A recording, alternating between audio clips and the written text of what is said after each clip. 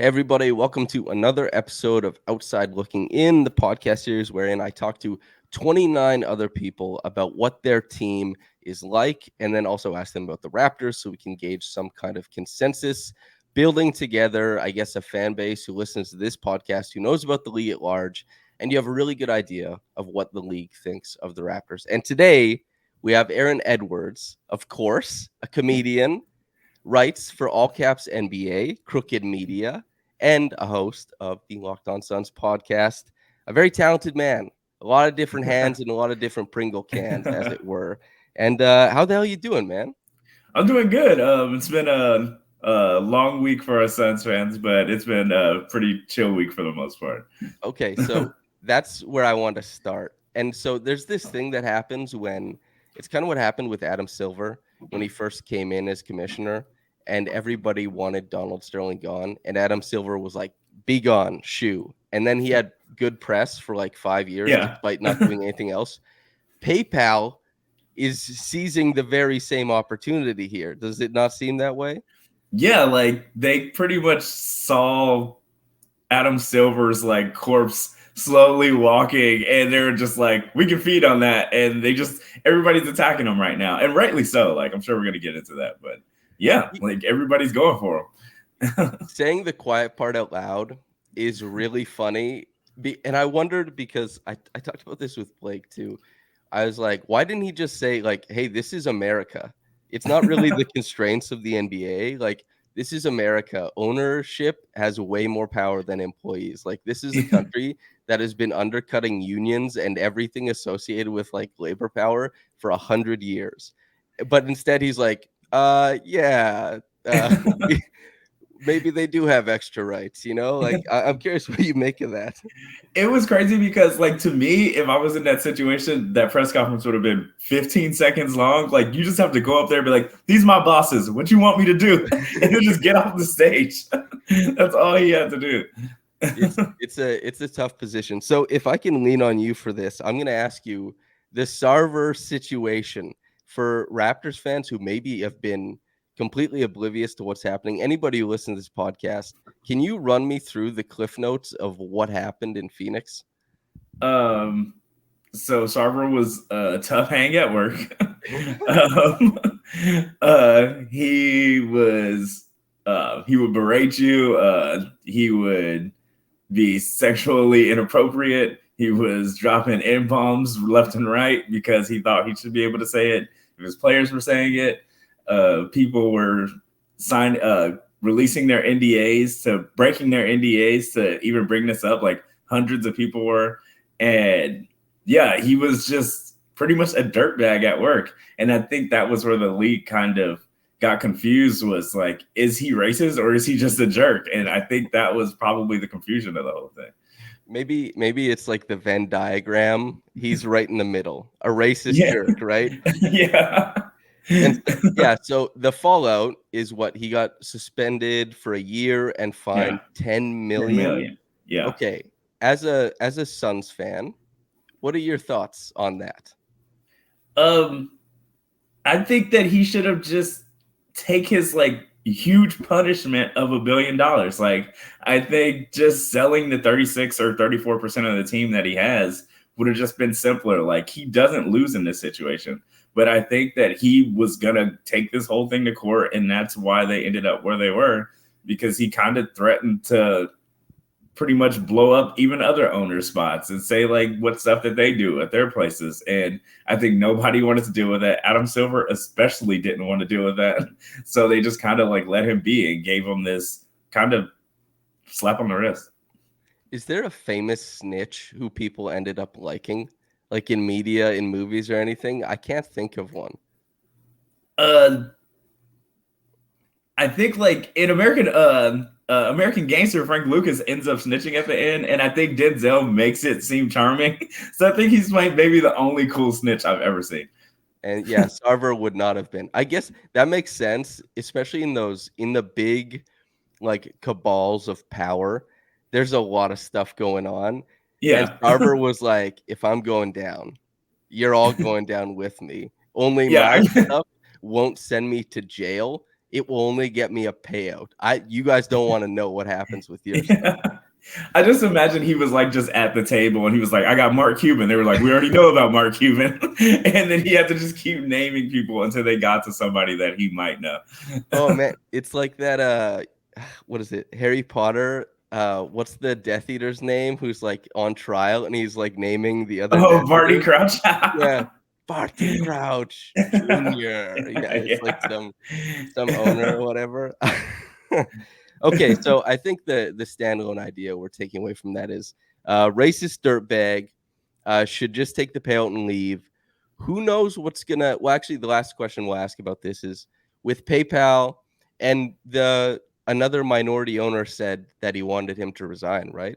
Is that correct? Yeah, and that was the owner even last year. Me and Brandon Clean, my co-host with Locked On Suns, shout out to him. Even we talked about it. Like that's the owner that we kind of want to take over. He's like a cool dude. He's kind of one of those tech dudes, and he says he doesn't want to take majority ownership, but everybody's kind of been clamoring for him to do it because for the most part, as far as billionaires go, everybody kind of would rather him do it. Well, I guess cross my fingers for that to happen. Then we'll see what happens with sponsors paying. Like when they bail out, when people lose their money, stuff tends to move a lot more quickly than just the voices of Twitter, and I don't know what else is getting behind it currently. Maybe Facebook views him as like a cult hero now. They're like Robert Sarver is he's an American hero. Who knows? But they said they said the NBA PA, like she even said on I think NBA Today or whatever, that the players all want him gone. Like I don't think Adam Silver kind of thought this would go away super fast, but yeah, like you said, once sponsors start leaving, like that's when the NBA has to take notice. Like the NFL, like when they saw that Dan Snyder was doing all this stuff and just being terrible at his job, but the second they heard about him messing with the money, like they were like, maybe this dude needs to go. So that's kind of how it works with any big corporation. Yeah, them's the breaks for sure. But I guess move on to that was like basketball operations.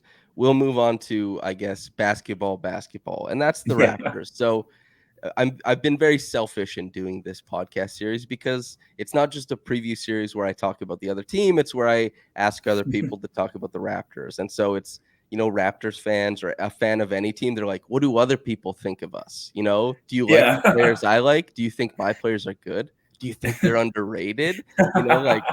So I'm trying to feed that to all the fans of the podcast, the listeners and stuff like that. So Aaron, your broad strokes thoughts on the Raptors. Fun fact, my first authentic jersey that was ever given to me was a Vince Carter jersey. So I thought I should at least bring that up on a Raptors podcast.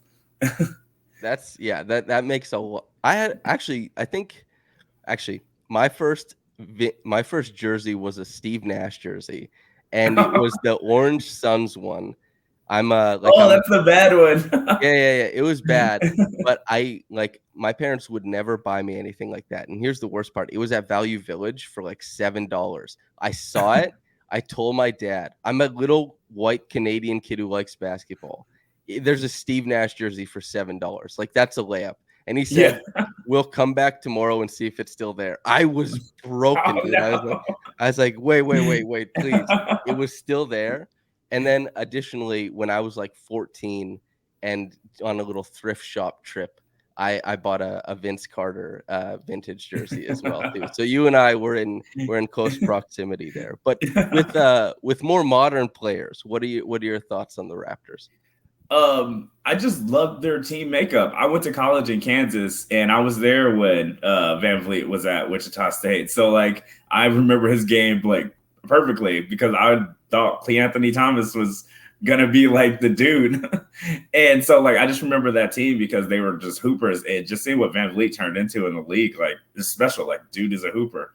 And just the way that you guys GM just builds a team.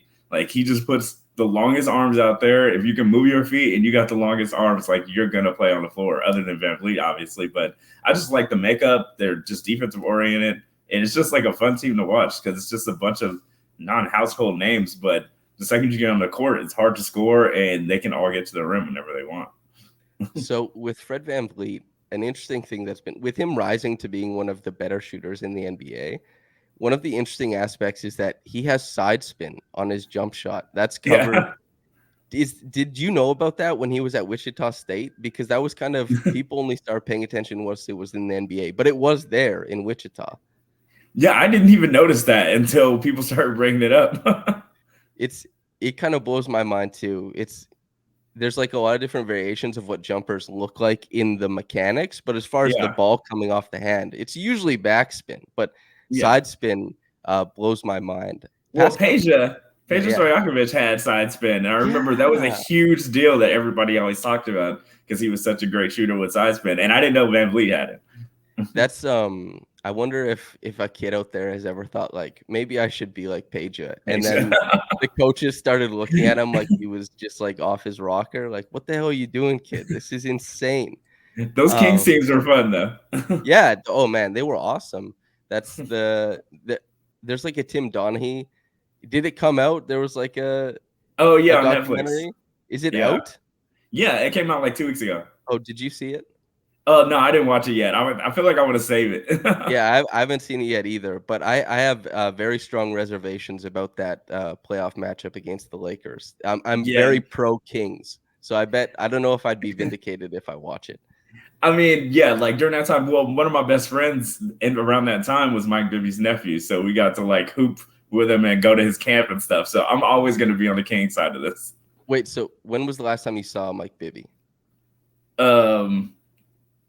Maybe like a year ago. How thick is that dude? He's the most jacked person I've ever seen in my life. He's buff as hell. Like I don't know how he's able to get jumpers up, or at least show people how to do it. How does he walk through a door? Is like my question. Like it went from because I went years without seeing him before he got buff, so it was like I remember that dude, and then I went to seeing just the most jacked person I've ever seen in my life. That's it's like the Alex Caruso Photoshop image, but yeah.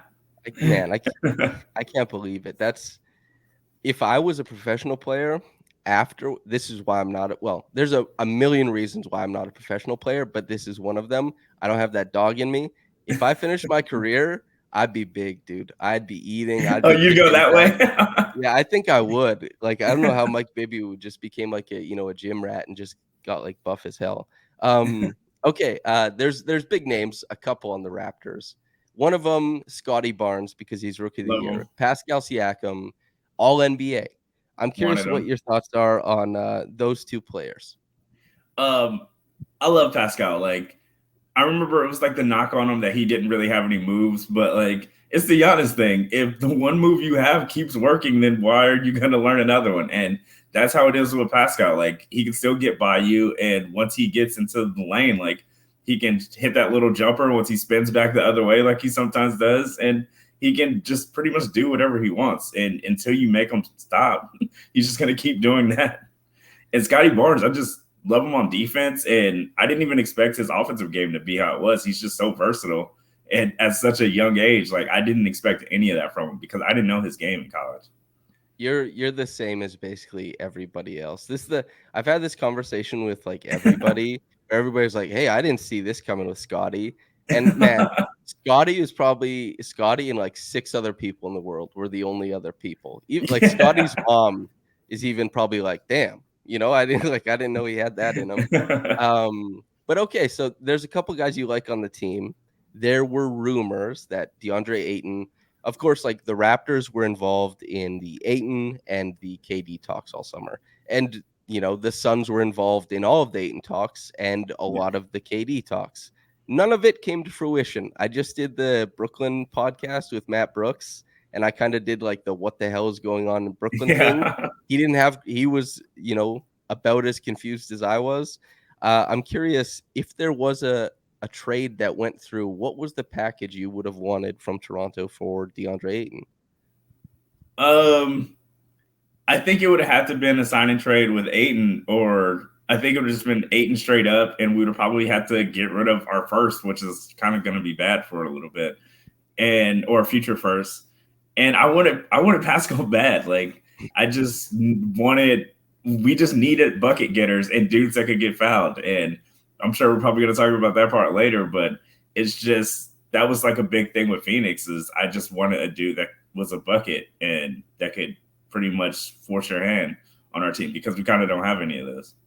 Well, that takes us into the next point. That's a great segue. You led me right into it. There's a nice cohesion going here. This is a two-man game, but Mikal Bridges, Cam Johnson, Ayton, the Suns, because they have really great offensive framework. They have, Booker has become a much better playmaker than I think people give him credit for. CP3 is obviously the point guard, all that kind of stuff.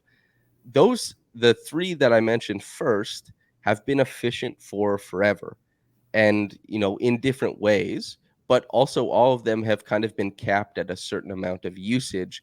And the Suns, on top of that, have been limited in the playoffs by just kind of having that two-headed snake instead of being able to attack from a few more angles on the court and maybe being a little bit, rote in what they were doing offensively. So I'm curious, of those three, do you have hopes for any of them to ascend? Is any more likely than the next? All that kind of stuff. Yeah, like during the playoffs, like once people start stopping the actions that they've seen a bunch of times, and you just need a dude that can go get a shot. Like, and I said this before, like after a while, Chris Paul, like he can't get a bucket unless he gets that switch. If the point guard stays on him, he's going to struggle the entire time. So he needs the switch every time. And I just think, as far as somebody making the jump, before the Knicks injury, before his quad, Cam Johnson was like on fire. Like he looked like he figured it out. He was shooting like 44% from three. Like he was going off the dribble. He was getting to the basket. And then he bruised his thigh or whatever happened. And he just kind of just fell all the way back down again.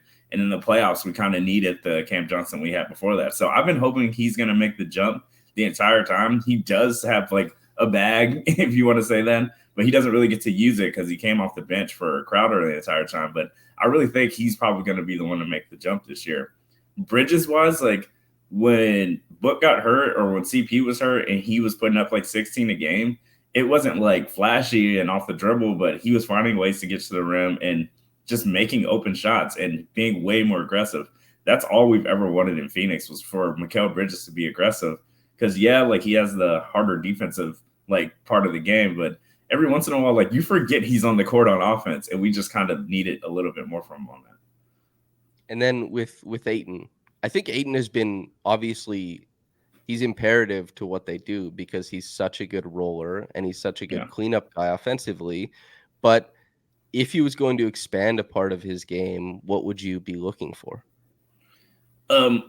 Aggression, like getting fouled. I think sometimes when the foul's coming, he does like a point guard thing. He kind of shies away from the contact and he kind of just wants to do like an up and under or something. Like if he can just get the contact and get to the line more, like I want the Ayton that played in that Pelican series. Like that was the perfect Ayton. I mean, he's obviously not going to stay shooting 60% or 70% like he was, but like he was aggressive. He knew what move he was going to do the second he touched the ball. Like it didn't seem like he was thinking. He was just the perfect center that I wanted. He was looking like Hakeem, and he's obviously not going to stay looking like that, but I just want that mindset from him. So Jae Crowder has been a guy who personally, I don't dislike Jae Crowder, but I've always been uber annoyed at the way his shooting fluctuations come in and out.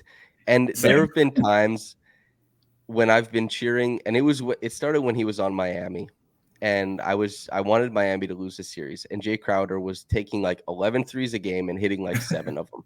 And I was like, I hate this, dude. This is so stupid.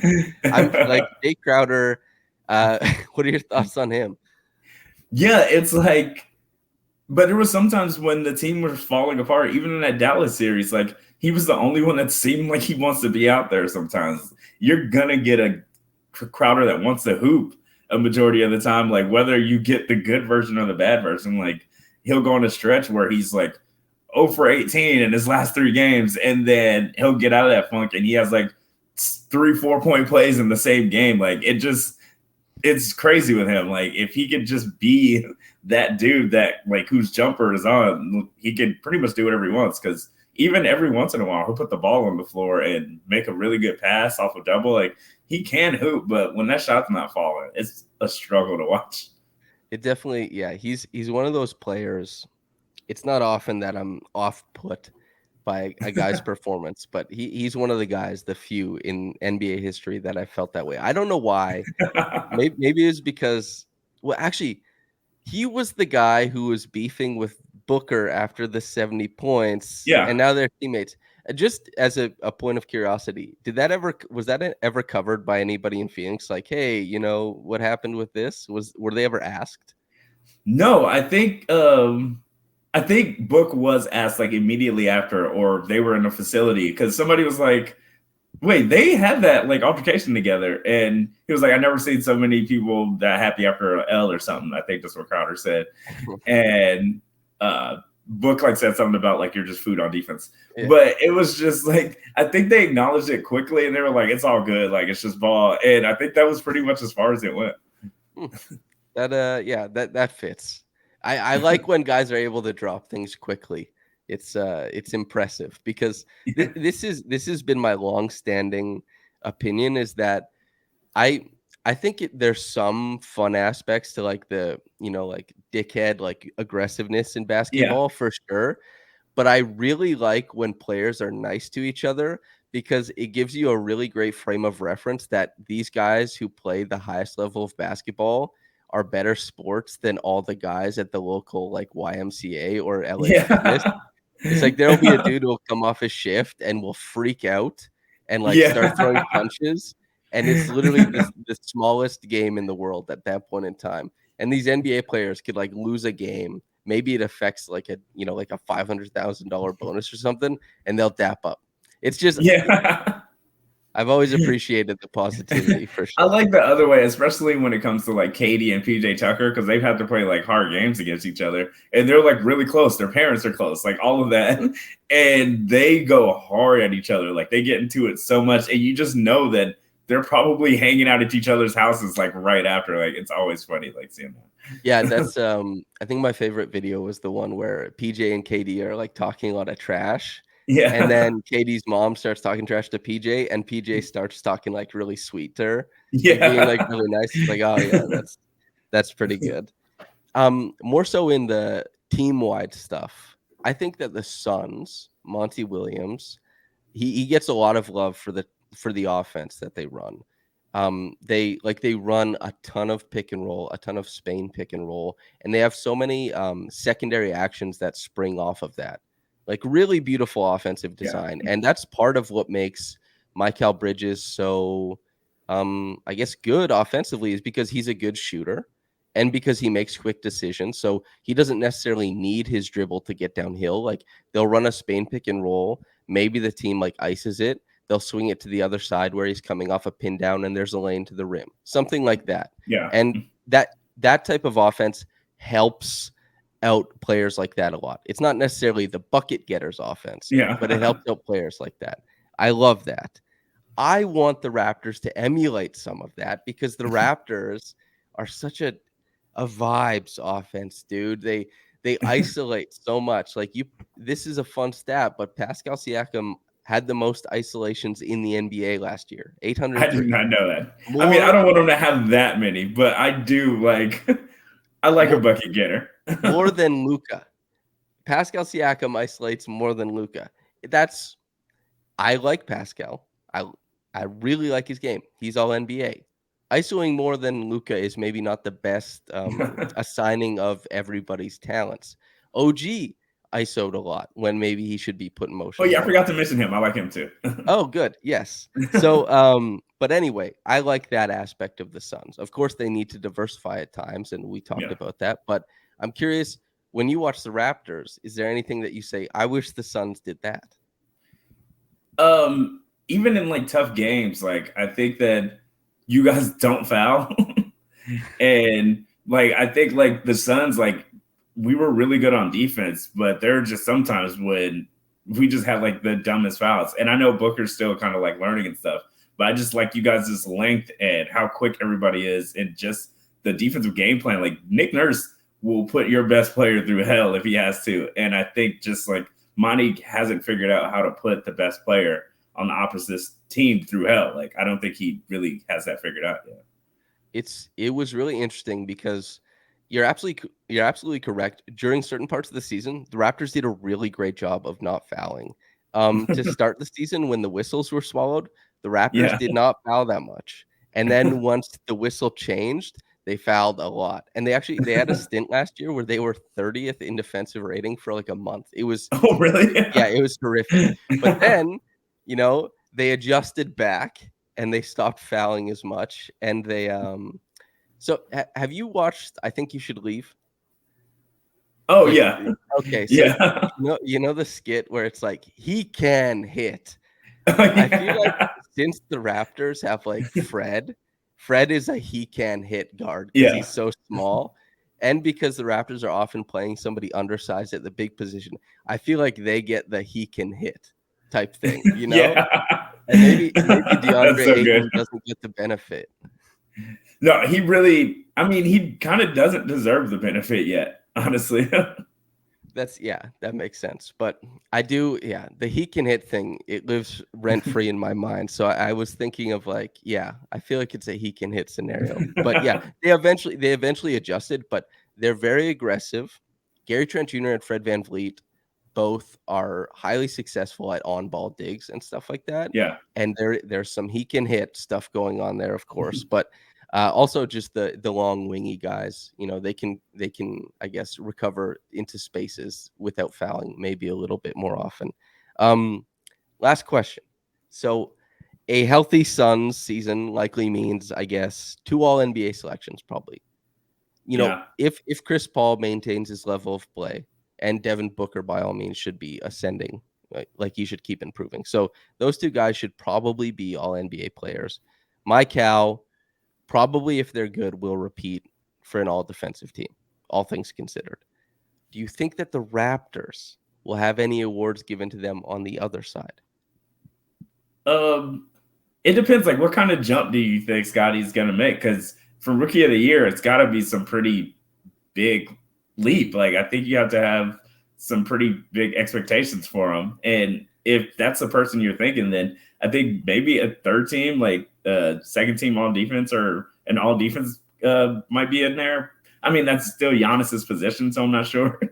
But I just think it's so few spots. It's kind of hard to determine, especially for a rookie. But if that's the person you expect to make the jump, I think I could see Scotty Barnes taking them.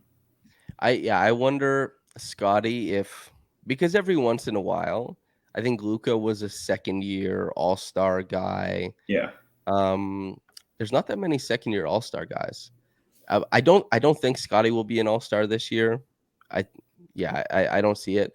I do wonder who might be the representative of all defense on the Raptors if they have a really good team. I actually suspect it may be Precious Achiuwa on an all defensive team. He's tremendous. And I think so. If I had to pick, and I'll bounce this off of you, see what you think. If I had to pick, I'd go Pascal Siakam all NBA again. And I would say Precious Achiuwa all defensive team, probably second team. Because he could qualify as the forward, Yeah, it's definitely going to be Pascal. I mean, I don't think you guys want his usage to be that much again this year. But I think Pascal, and he was kind of hurt last year, wasn't he? So I think he's going to be healthier, and the team's just going to be a lot better. I think he's going to have a really good season. And the Precious thing, I'm not sure. Like, the all defense, like, once you're in it, like, it's hard to knock dudes out that are already in it. So I just think that's probably the hardest one to get in, because the league's just going to be like, Giannis, yada, yada, yada. Like, it's just going to go the same Holiday. Like, it's just going to be the same dudes until they, like, really fall off. So it's going to be hard to really, like, steal somebody's spot. That's true. You have to be so unbelievably good to bump a guy off. Like, a guy, if he's on all defensive first team, he's going to have 3 years on all defensive second team.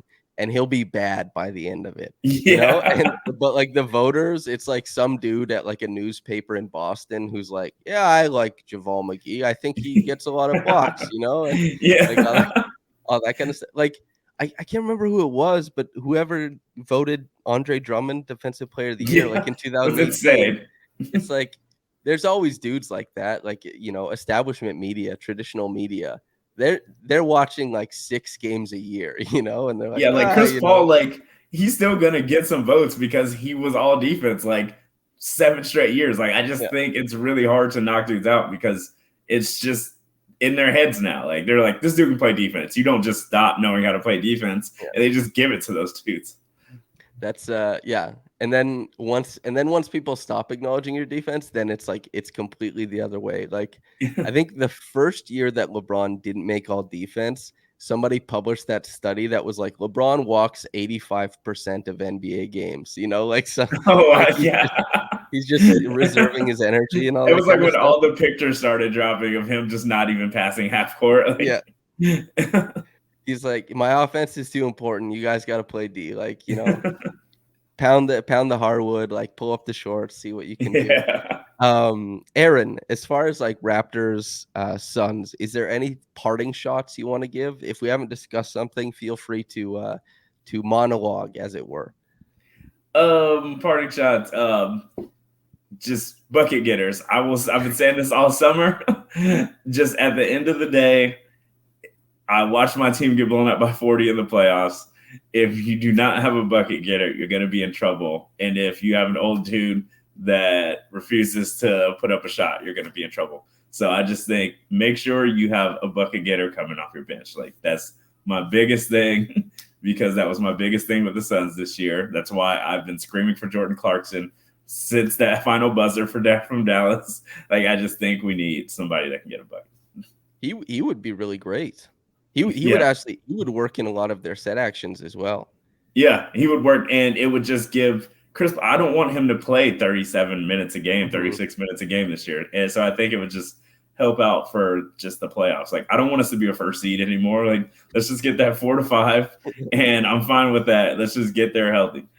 What do you think about like the videoing workouts after games and stuff like that? I'm curious, like the rise and grind. They were doing that already. Like, I think, yeah. So that was like the biggest thing. Like, I felt bad that it got filmed, but that was probably the worst part was that it got filmed. Like, I don't think they wanted that because the second I saw it, I was like, they're gonna get roasted, and that's exactly what happened. But they had been doing it for like the last 2 years. Yeah, that's it's a real shame that in this world it's like if you go the extra mile and you aren't the best, everyone's gonna be like loser. Yeah. And the second I saw it, I was like, if we lose in the playoffs, this video is getting played a lot, and it sure did. Yeah, that's too bad. Aaron, the opportunity is now for you to plug yourself to convince the listener, the viewer, if they haven't been convinced yet, to tag along with you wherever you need, and to if you have anything you want them to read, listen to, whatever, let us know. Watch all the videos from All Caps NBA. Like, we had really fun last year. Like, just all of the video clips. We took it back to 2003 and did a 2003 show. That's probably the favorite thing I've ever written. So yeah, all the Crooked Media stuff. You can catch my stand-up. I'll probably start doing that this fall. Just check my Instagram, Twitter. It's all Aaroned, AYRONED. Check me out. Cool. And if anybody is paying attention if you're watching on YouTube, his stuff will be in the description. If you're on the website, you'll just have to click his name and it'll take you to his Twitter and all that kind of stuff. But I guess also if you're on YouTube, like the video because that helps. I hear that's a good thing.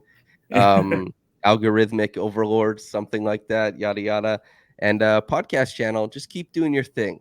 We're in your ear. And Locked On Suns. My bad, Brandon. Yeah. And Locked On Suns. And Locked On Suns. Yeah, if you want to keep up with the Suns, keep up with Aaron with Locked On Suns. Yeah, thanks everybody for tuning in. Aaron, thank you so much for coming on, man. It's been a blast. Thanks for having me, man. And yeah, we'll see you.